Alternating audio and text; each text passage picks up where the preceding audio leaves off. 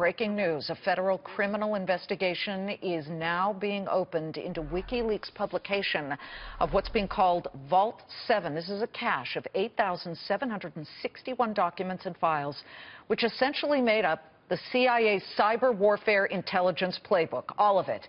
And now it's in the hands of everyone, even our enemies, thanks to WikiLeaks. We need to be clear what's been compromised in the largest ever publication of confidential documents in the agency's history. You probably own or use at least one of these items you're seeing on your screen. They have all been compromised as details onto how to break into smartphones, whether they're Apple iPhones or Android phones, smart TVs by Samsung, whole bunch of other stuff. It can be revealed to the world. How much danger are we in? Just how did the CIA let this happen? And why didn't the CIA warn companies about the hidden vulnerabilities in their products? We bring in cyber and intelligence experts, the famed spy catcher, former FBI counterterror operative Eric O'Neill, and IronNet cybersecurity expert, Senior VP Jamil Jaffer. Eric, I will begin with you. What is the most horrifying thing about this leak from where you sit? Well, there are a couple of things. I mean, look, first we have Hansen in the FBI and then Snowden in the NSA, and then we've rounded it out to some mole somewhere in the CIA, possibly. And that concerns me. But, you know, there's something that no one has talked about. Some of these tools are very dangerous. It's not just being able to get into a smartphone, which is bad, or listen to you through your TV.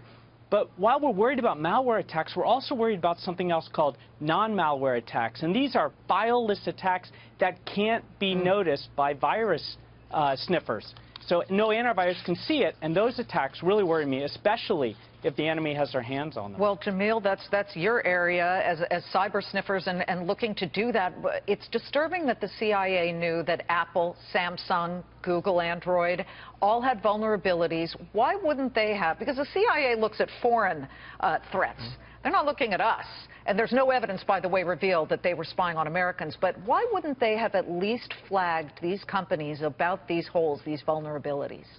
Sure. Well, I mean, Liz, I think the challenge is that the CIA's obligations to collect foreign intelligence. And so if it's not just Americans who use these devices, foreigners use these devices all the time, too, and you want to be able to have access to these devices. Now, there's a balance here between disclosing the vulnerabilities and using them for government purposes. Right. The government regularly has to make that call about when to disclose and when not to disclose, and that's a hard call to make and one that you have to balance. I know, but they're on our side, are they not? And by the way, let's put up some of the names of the code names that the CIA came up with that have been revealed. And again, this hasn't entirely been authenticated, but people have looked at it and said it looks quite right.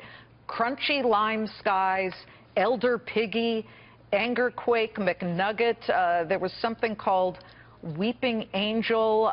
You know, these are code names for how to get into certain areas. It sounds a little nutty, but Eric, you need to tell us what we need to do to protect ourselves. Well, you need to have the right security, and you also have to be smart about how you use your security. Every kind of software is going to have a flaw, but there are things you can do, particularly with, for example, your cell phones, to protect yourself.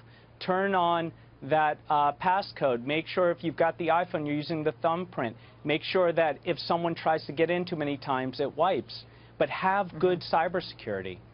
Well, listen, I'd like to say that Mark Zuckerberg of Facebook covers with tape the camera on his laptop.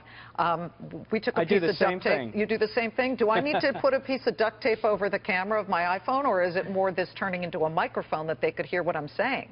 They can do both, but some of that putting the tape over the camera makes you feel better. And some of these attacks, they come through because we make mistakes in how we use things like email. Okay, listen, thanks to both of you. We've been crunched on time due to so much breaking news. Jamil, we'll have you back. Eric, as always, thank you.